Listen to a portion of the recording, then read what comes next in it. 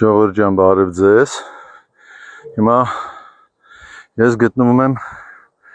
Կոտայքի մարզի Պտղնի գյուղից մի քիչ ներքև, հենա Պտղնին։ Սա Հրազդան գետն է։ Նայեք ստե, սա Հրազդան գետն է։ Ուրեմն ինչ է կատարում ստե աշխատանքներ, քարալցում, խնդրեմ նայեք։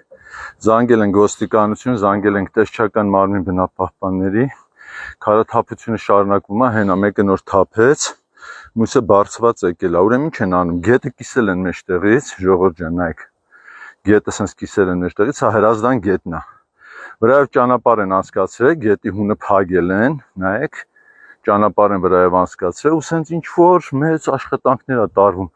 հասկացանք, բայց Հրազդան գետով կարա փագի, մի հատ կարանք իմանանք, նայեք, սա ինչ է կատարում, դիմել ենք արդեն պատգամ մարմիններին, տեսչական, ոստիկանություն, ժողովուրդ ջան, բարև ձեզ, ես Սարգիս Հարությունյանն եմ, գտնվում ենք երեկվա իմ ահազանգով առած դեպքի վայրում, ստե տեսչականի տղաներն են բոլոր, վարչության պետ իր աշխատակիցների հետ, խնդրեմ, նայեք, ուրեմն չափագրում ենք անում, ուզում եմ ձեզ ցույց տամ տված վնասի չափ, ուրեմն գետի հունը ստեղ փակվել է քարաթափության շնորհիվ, սենց չկա արդեն գետ, սաղ ծառերը կոտրած, խնդրեմ, նայեք,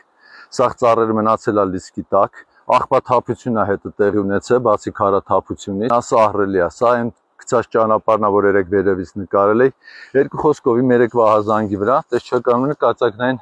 արագությամբ սաղ չափագրումը անում են, դրոնով, ամեն ինչով, աշխատակիցները, մեքենաներով, իրանց անձնակազմով տեղում են գտնվում, որի շնորհակալ ենք նույնպես, իրանց գործը արտակարգ անում են մարդիկ, այս է բանը, ժողովուրդ ջան, հիմա դուք նայեք այս տված վնասի չափը, հիմա կչափագրում են թռչող սարքով ու մենք լրիվ այս չափագրացի թվերը կիմանանք, խնդրեմ, նայեք ստե ինչա կատարվում։